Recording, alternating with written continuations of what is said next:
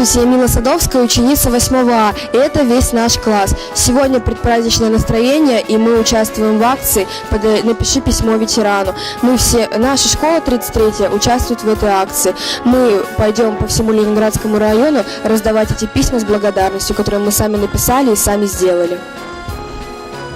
К этой дате мы готовились. Ребята нашей школы из 4 класса сделали вот такие замечательные открытки.